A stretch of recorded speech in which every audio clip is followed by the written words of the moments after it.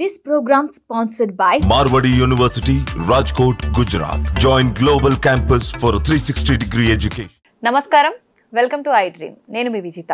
ప్రస్తుతం మనతో పాటు ఉన్నారు శ్రీ విద్యా ఉపాసకులు, ప్రముఖ జ్యోతిష్యులు గుండెపూడి శివసుధీర్ శర్మ గారు. ఇప్పుడు గురుగారితో మాట్లాడి మనకున్న సందేహాలన్నింటినీ నివృత్తి చేసుకుందాం. నమస్కారం గురుగారు. శ్రీమాత్రే నమః. శ్రీభ్యో నమః. గురుగారు, నాగుల చవితి మనం కార్తీక మాసంలో, శ్రావణ మాసంలో 2 సార్లు జరుపుకుంటుంటారు చాలా మంది. అసలు నిజంగా మనం జరుపుకోవాల్సింది కార్తీక మాసంలోనా, శ్రావణ మాసంలోనా గురుగారు? మంచి ప్రశ్నమ్మా. చాలా మందికి ఉండేటువంటి ఒక అనుమానమే. మనం నాగుల చవితి కార్తీక మాసంలో విశేషంగా చేస్తాం, అలాగే శ్రావణ మాసంలో కూడా చేస్తూ ఉంటారు. ఇది కాలమానాన్ని బట్టి వస్తున్నటువంటి ఒక సంశయం అందరికీ. ఓకే. మంది అంతకుముందు కూడా చెప్పుకున్నాం, స్వస్తిశ్రీ చాంద్రమానేన, చంద్రుని ప్రధానంగా తీసుకొని చేసేటువంటి మాసం చాంద్రమానం అంటారు. అలాగే సౌరమానం, సూర్యుని ప్రధానంగా తీసుకునేటువంటి విధానం సౌరమానం అంటారు. ఓకే. దక్షిణ భారతదేశం మొత్తం చాంద్రమానం దీన్ని ఎక్కువగా మనం ఇచ్చేస్తూ ఉంటాం. అలాగే ఉత్తర భారతదేశం మొత్తం కూడాను సూర్యుని ప్రధానంగా సౌరమానాన్ని ఎక్కువగా ఫాలో అవుతూ ఉంటారు. మనం ఉంటున్నది దక్షిణ భారతదేశం. అవును. యావత్ భారతదేశం అఖిలాండం మొత్తం ఒకటే కాదని చెప్పం. కానీ ఏదైతే దేశాచార సంప్రదాయం ఉంటుందో దాన్ని పాటించడం కూడా తప్పనిసరి. ఓకే. ఇప్పుడు మా ఇంట్లో ఒక విధానం ఉంటుంది, ఆ విధానాన్ని బట్టి నేను చేయాలి. అలాగనే ఒక ప్రాంతాచారం అనేది ఒకటి ఉంటుంది. ఇక్కడ ముఖ్యంగా మనది కానిది ఎక్కువగా మనం నెత్తినేసుకొని చేస్తూ ఉంటాం చాలా విషయాల్లో కూడా. నిజంగానే ఏదైనా తెలిసిందంటే అది పక్క వాళ్ళు చేస్తున్నారు అంటే మన భారతదేశంలో ఉండేటువంటి జనాభాకి ఉండేటువంటి ఆలోచన విధానం తెలుసు కదా. మన ఇంట్లో కరెంట్ పోతే ఫస్ట్ పక్కింట్లో చూస్తాం. నిజమే. మన ఇంట్లో పోయినా పర్లేదు, పక్కింట్లో మాత్రం ఉండకూడదు. పక్కవాడు ఏం చేస్తుంటే అది చేస్తుంటాం. చూడండి, అంటే ఇవి కూడా కొంత హేళనగా కూడా తయారవుతున్నాయి మనకి. ఒక మాట చెప్పాలి అంటే మన హిందుత్వాన్ని హేళన చేయడానికి కొన్ని కారకాలు అవుతూ ఉన్నాయి. ఒక రాయి కనపడుతుంది, ఎవరన్నా ఒకడు దండం పెడితే పక్కవాడు ఎందుకు దండం పెట్టాడు అనేది ఆలోచించాడు, వీడు కూడా పోయి దండం పెడుతూ ఉంటాడు. దీనికి చిన్న కథ చెప్పుకుందాం. అలాగే గురుగారు. రామాయణంలో మొత్తం సీత అమ్మవారిని లంకరించి తీసుకుని వచ్చారు. రాముల వారికి పట్టాభిషేకం జరిగింది. చక్కగా అందరూ ఆనందంగా భోజనాలు చేస్తూ ఉన్నారు. చేస్తూ ఉంటే అందరూ భోజనాలు కూర్చొని ఉన్నారు. రాముల వారు అలా ఎదురుగా కూర్చొని ఉన్నారు. ఒక కపివరుడు, కపీశ్వరుడు ఒక ఆయన అట్లా పైకి లేచి ఎగిరి కూర్చున్నట్ట. ఈ పక్కవాడు అనుమానం వచ్చింది, వీడు ఎందుకు ఎగిరి లేచి కూర్చున్నాడు, మనం కూడా లేస్తే సరిపోతుందిగా అని చెప్పి వీడు కూడా టక్కని పైకి లేచి ఎగిరి కూర్చున్నాడు. వీడిని చూసి వీడు పక్కవాడు ఆగుతాడా? ఆయన పక్కన ఆయన పక్కన ఆయన అందరు చివరికి ఆంజనేయ స్వామి వరకు వెళ్ళింది. ఆంజనేయ స్వామి వారు కూడా ఎగిరి గంతేసి కూర్చున్నారు తెలియకుండానే. రాముల వారికి అనుమానం వచ్చింది, అసలు వీళ్ళు ఎందుకు ఎగిరి గంతేస్తున్నారు భోజనం మధ్యలో అని చెప్పి రాముల వారికి అనుమానం వచ్చి రాముల వారు అడిగారట, ఆయన ఎందుకు ఎగురుతున్నారు నాయన అంటే ఆంజనేయ స్వామి వారిని అడిగారు. ఆంజనేయ స్వామి వారు రాముల వారి పాదాల దగ్గర ఉంటారుగా, ఆయన అడిగాడు. నాకేంద్ర స్వామి పక్కవాడు లేచాడు, ఎగిరాడు, నేను లేచాను. మరి నువ్వెందుకు ఎగిరావురా? ఆ పక్కవాడు లేచాడు, నేను ఎగిరాను. నువ్వెందుకురా? పక్కవాడు మొదటివాడి దగ్గరకు వచ్చింది, నువ్వెందుకు లేచి ఎగిరావురా అని చెప్పి వాడిని అడిగారు. అన్నం తింటుంటే చింత గింజ వచ్చింది, దాన్ని ఇట్లా పైకి లేపాను, అది పైకి లేచింది, నేను కూడా అట్లా లేస్తే బాగుంటుంది కానీ పైకి లేచాను అన్నట్టు. మన జనాభా ఆలోచన విధానం కూడా ఇలానే ఉంటుంది. అవునవును. పక్కవాడు ఎందుకు చేశాడో తెలియదు, వీళ్ళు మాత్రం దాన్నే గుడ్డిగా పాటిస్తూ ఉంటారు. అది తప్పు. ఏదైతే విధానం ఉందో దాన్ని పాటించండి. అసలు లేని దాన్ని కూడా మన తినేసుకొని మనం పాటిస్తామంటే అది కరెక్ట్ కాదు కదా. అలాంటి విధానమే ఇప్పుడు చాలా మంది చేస్తున్నటువంటి ఈ నాగుల చవితి కావచ్చు, రక్షాబంధనం కావచ్చు, ఇవన్నీ కూడా చాలా వరకు దాంట్లోకి వస్తూ ఉన్నాయి. రక్షాబంధనం కూడా దాన్ని కూడా మాట్లాడదాం మనం, అదొక టాపిక్ తీసుకొని చేసుకోవచ్చు మనం. ఇక్కడ ముఖ్యంగా శ్రావణ మాసం సౌరమానం ప్రకారం వచ్చేటువంటి నాగుల చవితి, నాగుల పంచమి అని చెప్తూ ఉంటాం. చవితి రోజున నాగుల చవితి, అలాగే పంచమి అంటే మరుసటి రోజు వచ్చేటువంటి నాగుల పంచమి. నాగుల చవితి రోజు మొత్తం ఉపవాసం ఉండి స్వామివారికి పాలు పోసి మళ్ళీ మరుసటి రోజు కూడా పొద్దునే పాలు పోసి చక్కగా వండుకొని తినడం అనేది నాగుల చవితి, నాగుల పంచమికి ఉండేటువంటి ఒక ఆనవాయితీ. ఇది కార్తీక మాసంలో వచ్చేటువంటిదే మనం చేస్తూ ఉంటాం ఎక్కువ. కానీ శ్రావణ మాసంలో వచ్చేటువంటిది ఎక్కువగా మనకి ఈ నార్త్ సైడ్, ఉత్తర భారతదేశంలో దీన్ని నాగుల చవితిగా చేస్తూ ఉంటారు. అంటే ఏ చేసినా మంచిదే, హిందూ ధర్మం నిలబెట్టడమే, దేవుడిని పూజ చేయడమే, కాబట్టి చేయడం తప్పేం లేదు, చేయవచ్చు, దాంట్లో ఏమాత్రం కూడా సంశయం లేదు. అంటే అందులో శ్రావణ మాసం అనేది మనకి చాలా పరమోత్కృష్టమైనటువంటి మాసం, చాలా పవిత్రమైన మాసం. ఆనందంగా వివాహాలకి అన్నిటికీ కూడా, శుభకార్యాలన్నిటికీ కూడాను ఆనందంగా ఉండేటువంటి మాసం. వాతావరణం కూడా చల్లగా ఉండేటువంటి, చక్కగా మబ్బులు పడుతూ వర్షాలు పడుతూ ఉండేటువంటి మాసం కాబట్టి చక్కగా చేసుకోవచ్చు, దాంట్లో ఏమాత్రం కూడా సంశయం లేదు. మరి శ్రావణ మాసంలో కానీ కార్తీక మాసంలో కానీ నాగుల చవితికి ఏం చేయాలి అంటే పొద్దున్నే చన్నీళ్ళ స్నానం చేయాలి. ఓకే. వర్షాకాలం మేము హీటర్ పెట్టుకుంటాం, గీజర్ వేసుకుంటాం, ఇలా కాదు, చన్నీళ్ళ స్నానం చేయాలి. చన్నీళ్ళ స్నానం చేస్తే మన మైండ్ మన కంట్రోల్లోకి వస్తుంది. ముఖ్యంగా స్నానం చేసేటువంటి విధానంలో కూడాను ఒక సైన్స్ ఉంది. చాలా మంది ఏం చేస్తారు, ఇట్లా మగ్గు తీసుకొని ఇట్లా పోసుకుంటారు, లేదా షవర్ తిప్పితే పైనుంచి వాటర్ పడుతూ ఉంటాయి. అలాంటి వాళ్ళకి హార్ట్ ప్రాబ్లమ్స్ తొందరగా వస్తాయని చెప్పి సైన్స్ చెప్తారు. మరి ఎలా? కింద పాద భాగం ముందు తడుపుకోవాలి, కాళ్ళ దగ్గర నుంచి ఇలా నిదానంగా మనం ఒళ్ళు తడుపుకోవాలి. కానీ ఒక్కసారి బ్రెయిన్ ఉన్నట్టుండి ఒక్కసారి ఆలోచిస్తున్న దాని టప్ మన కూల్ అయితే ఏమవుతుంది? ఇక్కడదే కదా దీనికి సంబంధం, ఏదో ఒక మార్పు. అవును, ఈ మైండే కదా గుండెకి సంబంధం. అంతే అంతే, ఇక్కడ ఏం ఆలోచిస్తున్నావు ఇక్కడ అది చేస్తూ ఉంటుంది కదా. కాబట్టి ఎప్పుడైతే ఒక్కసారిగా మన మైండ్ కూల్ అవుతుందో హార్ట్ ప్రాబ్లమ్స్ తొందరగా రావడానికి, బ్రెయిన్ స్ట్రోక్స్ తొందరగా రావడానికి కారణం అవుతుంది. ఇంత ఆంతర్యం. కాబట్టి కాళ్ళ దగ్గర నుంచి తడుపుకుంటే నిదానంగా అప్పుడు శిరస్సు మీద స్నానం చేయాలి. శిరస్సు స్నానం అంటే చాలా మంది బావి దగ్గరకో, బోరింగ్ దగ్గరకో, లేదంటే షవర్ తిప్పో, మగ్గు తీసుకొని టక్కన నెత్తిన పోసేసుకోవడము, ఇలాంటివి చేస్తూ ఉంటారు. అవి అసలు స్నాన విధానమే కాదు అది.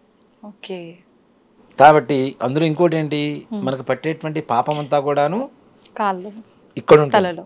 అవునా? ఇక్కడ ఉండే పాపాన్ని ముందు ఇక్కడ పోసేసుకుంటే ఈ పాపం ఒళ్ళంతా వస్తుంది కదా, పుణ్యం అంతా ఎక్కడ వస్తుంది? కాళ్ళకు వస్తుంటుంది. కాళ్ళ గోళ్ళ దగ్గర బొటన వేలు ఏవైతే ఉంటుందో అక్కడికి పుణ్యం వస్తూ ఉంటుంది అంటారు. పాపం అంతా ఈ కేశాల్లో చిక్కుకుంటుంది అంటారు. అందుకనే తల నీలాలు తీసేస్తాం. అందుకనే స్వామీజీలు కానీ ఎవరైనా సరే పాదాలు ముట్టుకొని ఇవ్వరు. వాళ్ళు చేసినటువంటి తపోశక్తి మొత్తం ఆ పాదాల్లో బొటన వేళ్లలోకే వస్తుంది. అప్పుడు వాళ్ళని తాకితే మనకు వచ్చేస్తుంది, అంతే కదా. అంటే వాళ్ళు అంత తపస్సు చేస్తే వచ్చింది, అంత ఈజీగా మనం తాకగానే రావటం. మనిషి దగ్గర ఉండేటువంటి ఆకర్షణ శక్తి అదే కదా. ఇంకొకటి, అక్కడ పాజిటివ్ గా ఉండే మైండ్ కాదు మనది, నెగిటివ్. మన దగ్గర ఉండే నెగిటివ్ వాళ్ళ దగ్గరికి వెళ్తుంది, వాళ్ళ దగ్గర ఉండే పాజిటివ్ మనకు వస్తుంది. అంత కష్టపడి తపోశక్తి, వాళ్ళ విశ్వ కళ్యాణం కోసం ధారపోసేటువంటి తపోశక్తిని మనం ముట్టుకోవడం ద్వారా ఆటోమేటిక్గా ఏమైపోతుంది, వచ్చేస్తుంది. అందుకనే కదా. కాబట్టి స్నానం చేసేటువంటి విధానం ఇది. పొద్దున్నే స్నానం చేయడం, చన్నీళ్ళ స్నానం చేయటం. తెల్లవారక ముందే అన్ని చలివిడి, ముఖ్యంగా సజ్జలు మనకు దొరుకుతుంటాయి, అవి నానపెట్టుకోవటం. అలాగే పాలు, అరటి పండ్లు, ఇవి కోడిగుడ్లు కాదు, అవి తీసుకెళ్తారు. గుడ్లు నాగుపాములకు ఇష్టం, ఇన్ని పోసేస్తాం వేసేస్తాం అంటే కరెక్ట్ కాదు. అది ఒక మాట చెప్పాలి, అసలు లేదమ్మా సిస్టంలో కోడిగుడ్లు అనేది తర్వాత కాలక్రమేపీ వచ్చేసింది. కాబట్టి దాన్ని అసలు అనుసరించడం అనేది కరెక్ట్ కాదు. ఈ సామాగ్రి తీసుకుని వెళ్ళటం. ఎక్కడైతే పుట్ట కావచ్చు, ఆ పుట్టలో కూడా ఏంటి అంటే ఇవన్నీ కూడాను ఒక చిన్న గిన్నె కప్పు లాంటిది పెట్టేసి పాలు పెట్టాలి. అక్కడ పాలు పుట్టలో పొయ్యటం కాదు. నిజంగా 100 మంది ఒక పుట్ట చుట్టూ చేరి పాలు పోస్తే లోపల ఉండే పాము బతుకుతుందా? లేదు, అసలు దానికి ఊపిరి ఆడదు. మరి అది పాపం కదా. అవును అవును కదా. ఇప్పుడు మన హిందూ ధర్మం ఏంటంటే విషాన్ని కక్కేటువంటి సర్పాన్ని కూడా పూజించడమే మన హిందూ ధర్మం. అవును గురుగారు. అది విషం కక్కుతుంది, మనల్ని కాటేస్తే చనిపోతాం తెలిసి కూడా దాంట్లో కూడా అంటే ఆ సర్పంలో కూడా దేవతను చూడటమే మన హిందూ ధర్మం. రాయిలో రప్పలో చూస్తుంటాం, అలాగే ఇలాంటి విషపూరితమైనటువంటి ప్రాణుల్లో కూడా చూస్తూ ఉంటాం మన హిందూ ధర్మం. దేవుని చూస్తూ ఉంటాం. కాబట్టి అలాంటి వాటికి కూడా జీవహింస. అది కూడా చాలా మంది ఏంటంటే పాము కనపడితే కొట్టేస్తుంటారు. ఎందుకు కొడతాం? అసలు కొట్టాల్సిన పనే ఉంది. అది పరిగెడుతూ ఉంటుంది, మనల్ని కాటేస్తుందని మనం భయపడుతూ ఉంటాం. దాని భయం ఏంటంటే మనం ఎక్కడ కొడతామో దాని భయం. దాని జోలికి రానంత వరకు మనల్ని ఏం చేయదు. దాని జోలికి పోతేనే అది మన మీద కాటు వేయడానికి వస్తుంది, లేకపోతే రాదు. దాని ద్వారా చక్కగా వెళ్ళిపోతూనే ఉంటుంది. అవునా? కాబట్టి అలాంటి వాటికి మనం పాలు పోసి లోపల దాని ఆవాసం అంతా కూడా తడిగా తయారు చేసి మొత్తం దానికి ఏమీ లేకుండా పసుపు కుంకాలు వేసి ఇంత కోడిగుడ్లు వేస్తుంటారు. అసలు దానికి ఆ కోడిగుడ్లు కూడా కొనలు అంటాం కదా, అంటే ఏవైతే హోల్స్ ఉంటాయో వాటిని కొనలు అంటాం, రంధ్రాలని. ఆ కొనల మీద పెట్టేస్తుంటారు. లోపల గాలి పోకపోతే ఇంకా అది ఎక్కడ బతుకుతుంది? పాలు, పసుపు, కుంకుమ, అగరబత్తీలు కూడా కోడిగుడ్లు, పెడతారు పైనే. అరటిపండ్లు మొత్తం పోసేస్తూ ఉంటారు. నిజంగా భగవంతుడు మనం పెట్టేటువంటి నివేదన ఎలా ఆరగిస్తాడు అని చెప్పి చాలా మంది అడుగుతుంటారు. మీ దేవుడు తినడు, ఆయన మీరు ముందు పెట్టి మూర్ఖంగా పూజ చేస్తున్నారు, తింటున్నాడు అంటారు. దేవతలు మనం పెట్టినటువంటి నైవేద్యం ఏదైతే ఉందో దృష్టి ద్వారా స్వీకరిస్తారట వాళ్ళు. కేవలం దృష్టి ద్వారా మాత్రమే స్వీకరిస్తారు. అదే మనకు ప్రసాదం అవుతోంది. అంతేగాని మనం మొత్తం ఆయన తినేంత వరకు కూర్చుంటాం అరటిపండు అంటే కష్టం కదా, అసలు లేవలేము, అక్కడ లేవలేం. దృష్టి ద్వారానే స్వీకరిస్తారు కాబట్టి భగవంతుడు అనేటువంటిది. అక్కడ నివేదన మనం పుట్ట దగ్గర ఏదైతే చక్కగా పసుపు కుంకుమ దాని చుట్టూ వేయండి, దాని మీద వేయకుండా చుట్టూ వేయండి. చక్కగా పసుపు కుంకాలు వేయటం, చక్కగా పూజ చేసుకోవటం, దీపారాధన, అగరబత్తీలు. ఇవి కూడా అగరబత్తీలు కూడా పుట్ట మీద కూర్చుతారు. అవును, తప్పు కదా. లోపల ఉండేటువంటి జీవి నువ్వు దేవుడు అని చెప్పి పూజ చేస్తున్నప్పుడు అలాంటి జీవిని హింసించడం అనేది ఇంకెంత, దాని ద్వారా పుణ్యం ఏమైనా వస్తుందా మనకి? ఇంకా పాపం వస్తుంది. ఆ జీవి పడేటువంటి హింస ఏదైతే ఉందో బాధ, అదంతా మనకి బాధ రూపంలోనే వస్తుంది. చాలా మంది కూడా చూడండి, గోవు ఈనేటప్పుడు దాని చుట్టూ ప్రదక్షిణ చేస్తే మనకు ఉండేటువంటి పాపాలు మొత్తం పోతాయని చెప్తూ ఉంటారు. అది కూడా పాపమే, అలా తిరగడం కూడా. అంటే భూమి మొత్తం ప్రదక్షిణ చేసిన పుణ్యం వస్తుంది, అందుకని చెప్పి గోవు ఈంతున్నప్పుడు దాని ముందు చుట్టూ కూడా ప్రదక్షిణ చేస్తూ ఉంటారు. మనం చేసినటువంటి పాపాలు ఏవైతే ఉన్నాయో ఈ పాపాలు ప్రతి ఒక్క పాపం కూడా గోవు ఈనేటప్పుడు దానికి ప్రసవ వేదనని ఎక్కువగా సూదిలా గుచ్చుతూ ఉంటాయి. మన పాపాలు దానికి ఎక్కువ ఇబ్బంది, సూదులా గుచ్చుతూ ఉంటాయి. బాధ, ఈ ప్రసవ వేదన, నొప్పులు వస్తాయి కదా, ఆ నొప్పులు పెరుగుతూ ఉంటాయి. ఒక్కొక్క పాపం ఒక్కొక్క నొప్పిని పెంచుతూ ఉంటుంది మనం చేసిన పాపాలని. అప్పుడు ఆ జీవిని మనం ఇంకెక్కువ ఇబ్బంది హింసించినట్టే కదా, అది కూడా పాపమే. ఇలాంటివన్నీ కూడా తెలుసుకోకుండా మన వాళ్ళు ఏంటంటే మూర్ఖంగా చేసేస్తుంటారు. దాన్ని హింసించకూడదు అంతగా. మనం పుణ్యాత్మలం అయితే దాని చుట్టూ తిరగాల్సిన అవసరం లేదు. ఫస్ట్ పాపాలు చేసాము, ఆ పాపాలు పోవాలి అనేటువంటి ఆలోచనతో మనం చేస్తూ ఉంటాం. కానీ ఇంకో పాపాన్ని కూడా మూట కట్టుకోవడమే మనం. మనకి సృష్టిలో అత్యంత పవిత్రమైనటువంటి ఒక జీవి ఏదైనా ఉంది అంటే గోవు. కార్బన్ డైఆక్సైడ్ తీసుకొని ఆక్సిజన్ బయటికి వదిలేటువంటి ఒక ప్రాణి ఏదైనా ఉంది అంటే అది ఒక గోవు మాత్రమే. అలాంటి దానికి సకల దేవతా స్వరూపం అని చెబుతున్నాం. సకల దేవతలు కూడా కామధేనువులోనే నిమిడీకృతమై ఉంటాయని చెప్తున్నాం. అలాంటి గోవుని ప్రసవేదన పెంచడం కూడా పాపమే కదా. అలాగే ఇలాంటి సర్పాలకి హింస కలిగించడం కూడా, బాధ కలిగించడం కూడా పాపం కిందకి వస్తుంది. కాబట్టి పుట్ట చుట్టూ ఏదైతే ఉంటుందో ఆ పుట్ట చుట్టూ పసుపు కుంకాలు కొద్దిగా, అది కూడా అనేదో గ్రామ దేవతకి వేసినట్టు ఇసిరేయటం కాదు, కొద్దిగా దీపారాధన చేసుకొని చక్కగా పసుపు కుంకాలు వేసుకొని 2 పుష్పాలు పెట్టండి. పుష్పాలు పెట్టేసి చక్కగా అగరబత్తీలు వెలిగించేసి సజ్జలు, అరటిపండు, పాలు ఇవి నివేదన పెట్టాలి తప్పనిసరిగా. నివేదన సరివిడి ఇవి నివేదన పెట్టి కొద్దిగా అక్కడ ఒక చిన్న గిన్నెలో పెట్టేసి మిగిలినవి మనం ఇంటికి తెచ్చుకోవాలి.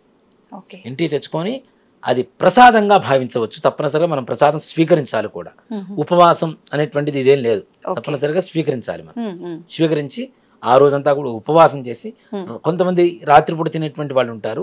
అలా కాదు, నాగుల చవితి మొత్తం నిండు ఉపవాసం ఉండి పంచమి రోజున మరలా పొద్దున్నే పాలు పోసి స్వామివారికి, లేదా విగ్రహం ఉంటే విగ్రహానికైనా పోయొచ్చు, జండపాముల సర్పాలు ఉంటాయి, అలాంటి వాటికైనా పాలు పోసేసి చక్కగా ఇంటికి వచ్చిన తర్వాత ఒక బ్రాహ్మడికి స్వయంపాకం ఇచ్చుకోవటము, లేదా మీ ఇంట్లో ఉండేటువంటి ఒక బ్రహ్మచారికి చక్కగా పూజ చేసి, బ్రహ్మచారి ప్రియుడే సుబ్రహ్మణ్యేశ్వరుడు కాబట్టి లేదు అవకాశం ఇవన్నీ కూడా లేదు, ఒక విభూతి పండు తీసుకోండి, ఒక యజ్ఞోపవీతం తీసుకోండి, చిన్న తుండుగుడ్డ తీసుకోండి, ఎర్రటిది, నాగుల వస్త్రం అని చెప్పి మనకు అమ్ముతూ ఉంటారు బయట, ఎర్రటి తుండుగుడ్డ ఉంటుంది కదా, అలాంటి వస్త్రం తీసుకొని ఒక బ్రహ్మచారి బ్రాహ్మడుకో ఎవరికైనా ఇచ్చేసి నమస్కారం చేసుకొని ఇంటికి వచ్చి చక్కగా భోజనం చేయండి.